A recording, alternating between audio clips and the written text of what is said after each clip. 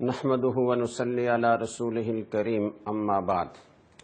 ماہ ربیع الاول کی آمد ہے اور اس مہینے میں سیرت سے متعلقہ مختلف موضوعات پر J T R media house سے انشاءاللہ تعالی بیانات کا سلسلہ جاری رہے گا۔ آج کی نشست میں رسول اکرم صلی اللہ علیہ وسلم کی ولادت سے پہلے پیش آنے والے اہم تاریخی واقعات میں سے صرف 2 کا میں ذکر کروں گا۔ جیسے آفتاب طلوع ہونے سے پہلے ہلکی ہلکی روشنی شروع ہو جاتی ہے جو اس بات کی خبر دے رہی ہوتی ہے کہ آفتاب طلوع ہونے والا ہے۔ اسی طریقے سے رسول اکرم صلی اللہ علیہ وسلم کی ولادت و سعادت سے پہلے ایسے عظیم الشان واقعات رونما ہوئے جو پتہ دے رہے تھے کہ آفتاب نبوت طلوع ہونے والا ہے۔ ان میں سے ایک واقعہ تو یہ ہے کہ حضرت عبد المطلب رسول اکرم صلی اللہ علیہ وسلم کے دادا بیت اللہ کے پاس حجر اسود کے قریب ایک دن سوئے تو خواب میں دیکھا کہ کوئی آدمی آیا ہے اور وہ کہہ رہا ہے کہ احفر طیبہ، پاکیزہ جگہ کو کھودیے۔ تو عبد المطلب نے پوچھا کہ وما طیبہ، یہ پاکیزہ جگہ کا کیا مطلب ہے، پاکیزہ چیز کا کیا مطلب ہے؟ تو اس نے کوئی جواب نہیں دیا اور چلا گیا۔ دوسرے دن پھر آپ سوئے تو آپ کو خواب میں نظر آیا کوئی کہنے والا کہہ رہا ہے احفر برا، کہ نیکی کے کام کو، نیکی کی جگہ کو کھودیے۔ تو سمجھ میں نہیں آیا، پوچھا کہ وما برا، اس نے کوئی جواب نہیں دیا اور وہ چلا گیا۔ تیسرے دن بھی اسی طرح کا خواب آیا اور کوئی اسی طرح کا لفظ کہا گیا، سمجھ میں نہیں آیا۔ چوتھے دن پھر آپ نے خواب دیکھا اور خواب میں آنے والے شخص نے یہ کہا کہ احفر بئر زمزم، زمزم کے کنویں کو کھودیے، اور پھر ساتھ رہنمائی کی کہ وہ اس جگہ ہوگا کہ جہاں کوہ اپنی چونچ مار رہا ہوگا اور وہ کوہ سفید پروں والا ہوگا۔ تو حضرت عبد المطلب اس کے انتظار میں لگ گئے اور جیسے ہی وہ کوہ نظر آیا اور اس نے اپنی چونچیں ماری تو آپ کو پتہ چل گیا کہ یہ وہی جگہ ہے کہ جہاں کسی زمانے میں بئر زمزم تھا۔ ہمارے جد امجد حضرت اسماعیل علیہ السلام کی ایڑیاں رگڑنے سے، پیاس کی شدت میں ایڑیاں رگڑنے سے جو چشمہ پھوٹا تھا، اللہ تعالیٰ نے اس کو قیامت تک باقی رکھنا تھا، لیکن درمیان میں لوگوں کی بدعمالیوں کی وجہ سے یا کسی بھی حکمت کی وجہ سے اللہ تعالیٰ نے اس کو محو کر دیا تھا اور وہ اس کے اوپر مٹی اور ایک عام زمین قائم ہو گئی تھی، اور کسی کو پتہ نہیں تھا کہ وہ بئر زمزم جس کا ذکر ان کے ہاں بھی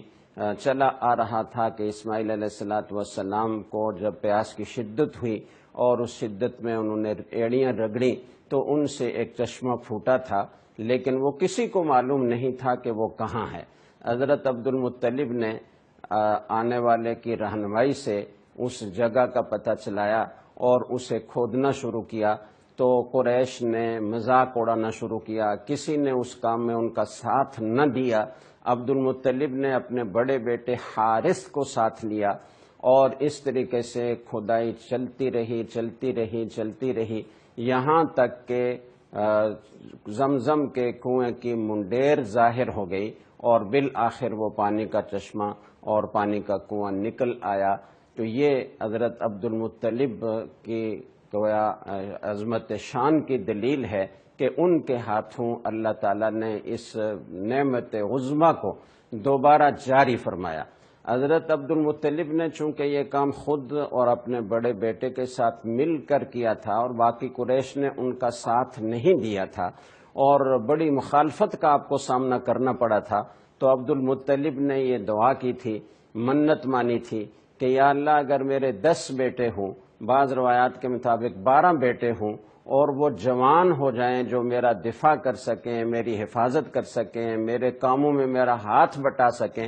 تو میں ان میں سے ایک کو آپ کے لیے قربان کر دوں گا۔ اسے ذبح کر دوں گا۔ آپ کے 10 بیٹے ہوئے یا 12 بیٹے ہوئے، سب سے چھوٹے بیٹے عبداللہ محمد الرسول اللہ صلی اللہ علیہ وسلم کے والد گرامی، جب یہ سب بیٹے جوان ہوئے تو اپنی منت پوری کرنے کا خیال پیدا ہوا، اور اس کے لیے قریش کے سامنے بھی ذکر کیا، اپنے بیٹوں کے سامنے بھی ذکر کیا۔ بیٹے سارے کے سارے بہت ہی خوشی سے اس کے لیے آمادہ ہو گئے، اور آپ ان حضرت عبداللہ اور دوسرے سارے بھائی جب یہ ساتھ ہوئے بیت اللہ میں آئے، اور مشرکین کے دستور کے مطابق وہاں جیسے وہ قرعہ کے ذریعے سے اپنے کاموں کا پتہ چلایا کرتے تھے، تو حضرت عبد المطلب نے بھی سب بیٹوں کے نام لکھے اور قرعہ ڈالا، اور حبل نامی بت میں اس کو داخل کیا، اور اس کے بعد نکالا تو حضرت عبداللہ کا نام نکل آیا۔ جو سب سے عزیز ترین بیٹے تھے عبد المطلب کے، ان کا نام نکل آیا، اور جب ان کا نام نکلا تو حضرت عبد المطلب کچھ وقت کے لیے سخت پریشان ہوئے کہ یہ تو میرے سب سے زیادہ عزیز اور سب سے چھوٹے بیٹے ہیں، لیکن بہرحال کچھ وقت کی پریشانی کے بعد اپنی منت کو پوری کرنے کا ارادہ کر لیا، اور مذبح خانے کی طرف ذبح کرنے کے لیے ان کو لے کر چل دیے۔ اپنے جو ان کے بھائی تھے، بہنیں تھیں، انہوں نے بھی، اور رؤسائے قریش نے بھی رسول اللہ صلی اللہ علیہ وسلم کو اس سے منع کیا کہ آپ اتنے پیارے نوجوان کو ذبح کرنے لگے ہیں، ایسا نہ کریں، اس کا کوئی متبادل ڈھونڈیں۔ چنانچہ مشورے سے یہ طے ہوا کہ ایک کاہنہ تھی جس کے بارے میں مشہور تھا کہ وہ بڑی عقل مند اور دانا ہے، اور وہ اسرار کا علم رکھتی ہے، تو اس کے پاس جا کر اس سے مشورہ کرنا چاہیے۔ چنانچہ حضرت عبد المطلب کچھ اور لوگوں کو بھی ساتھ لے کر تو اس کے پاس جانے لگے، اور جب اس کے پاس جانے لگے تو یہ ہوا کہ اس نے پوچھا، وہ اس کے پاس گئے، پہنچ گئے اور اس سے پوچھا، مشورہ کیا، تو اس نے کہا کہ دیکھو، آپ لوگوں کے ہاں جب کوئی کسی کو قتل کر دیتا ہے خطأً تو اس کی دیت کیا ہوتی ہے؟ تو عبد المطلب نے کہا کہ اس کے لیے 10 اونٹ ہوتی ہے۔ اس نے مشورہ دیا کہ آپ ایسا کریں کہ 10 اونٹوں اور عبداللہ کے درمیان قرعہ ڈالیں، پھر جس کا نام نکلے، اگر اونٹوں کا نام نکل آئے تو بس 10 اونٹ ذبح کر دیں، اور اگر پھر عبداللہ کا نام نکلے تو 10 اونٹ کا اور اضافہ کر دیں، 20 اونٹوں اور عبداللہ کے درمیان قرعہ کریں، تو پھر اگر ان کا نام نکل آئے عبداللہ کا تو پھر 10 اونٹوں کا اضافہ کریں، اسی طرح 10 اونٹوں کا اضافہ کرتے چلے جائیں یہاں تک کہ قرعہ اونٹوں کے نام نکلے۔ چنانچہ اسی طرح ہوا، 10 اونٹوں کا اضافہ کیا جاتا رہا، یہاں تک کہ جب 100 اونٹ ہو گئے، ان کے درمیان اور عبداللہ کے درمیان قرعہ ڈالا تو اونٹوں کا نام نکل آیا۔ بعض روایات میں آتا ہے کہ حضرت عبد المطلب نے صرف اس پر اکتفا نہیں کیا، بلکہ اپنے اطمینان کے لیے 3 دفعہ دوبارہ قرعہ اندازی کی، تو تینوں دفعہ اونٹوں کا نام نکل آیا۔ چنانچہ فیصلہ ہوا کہ 100 اونٹ ذبح کر دیے جائیں، اور اس طریقے سے حضرت عبداللہ کی جان بچی اور 100 اونٹ ذبح کیے گئے۔ اس وقت سے عرب میں قتل کی دیت 100 اونٹ چلی آ رہی ہے۔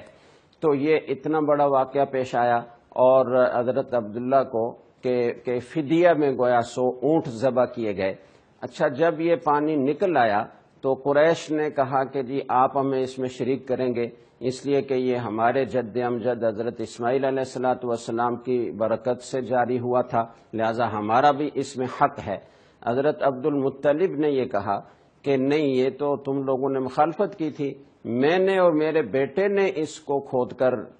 دریافت کیا ہے، تو لہذا اس میں کسی اور کا حق نہیں ہوگا۔ چنانچہ اختلاف بڑھتا چلا گیا۔ پھر حضرت عبد المطلب نے کہا کہ کوئی حکم ہمارے درمیان اس بارے میں فیصلہ کرے گا تو جو وہ کہے گا ہم اس کی بات مانیں گے۔ چنانچہ انہوں نے کہا کہ جی ہم حکم بناتے ہیں، ایک عورت ہے شام کے علاقے میں جو اسرار کا علم رکھتی ہے، اس کے پاس جاتے ہیں اور اسے حکم بناتے ہیں۔ طویل فاصلہ تھا، صحرا تھا، راستے میں جو توشہ تھا، پانی تھا، وہ ختم ہو گیا، یہاں تک کہ نوبت اس تک پہنچ گئی کہ اب موت سامنے نظر آنے لگی۔ عبد المطلب نے کہا کہ ایسا کرو، جب تک تھوڑی سی قوت باقی ہے تو ہر آدمی اپنے لیے ایک گڑھا کھودے، پھر ہم میں سے جو بھی مرتا جائے، قبائل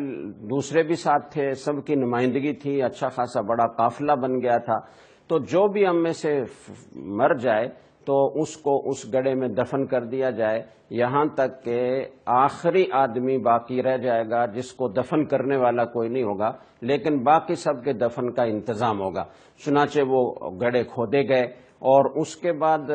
موت کے انتظار میں بیٹھ گئے کہ اب تو مرنا ہے اور باری باری ان گڑھوں میں دفن ہونا ہے۔ لیکن عبد المطلب کو پھر خیال آیا اور انہوں نے فرمایا کہ یہ تو بڑی عاجزی کی بات ہے اور بڑے عجز کی اور بڑی کمزوری کی بات ہے کہ ہم جب تک چل سکتے ہیں جب تک بھی نہ چلیں اور یہاں موت کے انتظار میں بیٹھے رہیں، ہمیں چلنا چاہیے، ہو سکتا ہے اللہ تعالی ہمارے لیے کوئی پانی کا انتظام کرے۔ چنانچہ جب وہ اٹھے، اونٹنی کو اٹھایا تو اونٹنی کے قدم جہاں پڑ رہے تھے وہ قدم ہٹے تو وہاں سے ایک بہترین ٹھنڈا میٹھا پانی کا چشمہ جاری ہو گیا، اور حضرت عبد المطلب نے اللہ اکبر کا نعرہ لگایا۔ تو اس طریقے سے سب کو حضرت عبد المطلب کی عظمت کا اندازہ ہوا، اور انہوں نے کہا کہ یہ چشمہ بھی اللہ تعالیٰ نے آپ کی برکت سے جاری کیا ہے، اور یہ اسی رب کا جاری کیا ہوا ہے جس نے زمزم کا کنواں آپ کی برکت سے دوبارہ جاری کیا، لہذا اب ہم آپ سے اس سلسلے میں کوئی مخاصمت نہیں کریں گے، کوئی مزاحمت نہیں کریں گے، بس زمزم آپ کا ہے، آپ جس کو پلائیں جس کو نہ پلائیں یہ آپ کی مرضی ہے۔ تو یہ امت مسلمہ کے لیے اس وقت سے اللہ تعالیٰ کی جاری کی ہوئی ایک نعمت ہے جو قیامت تک انشاءاللہ جاری رہے گی، جس سے لاکھوں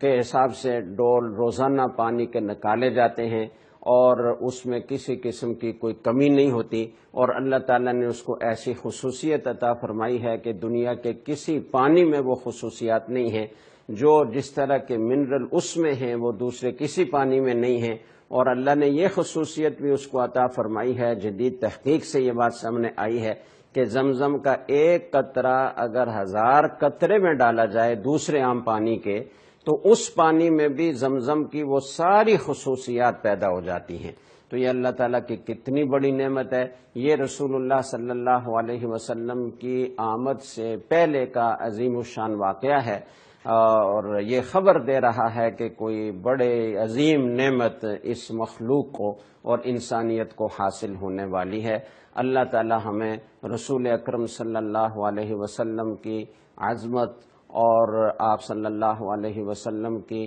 ناموس اور آپ صلی اللہ علیہ وسلم کی ہر طرح سے حفاظت کرنے کی توفیق عطا فرمائے، اور آپ کی ایسی محبت ہمارے دلوں میں پیدا فرمائے کہ ہم آپ صلی اللہ علیہ وسلم کی ایک ایک ادا پر چلنے والے بن جائیں، اور آپ کی نافرمانی کے تصور سے بھی ہمیں شرم آنے لگے۔ وآخر دعوانا ان الحمد للہ رب العالمین۔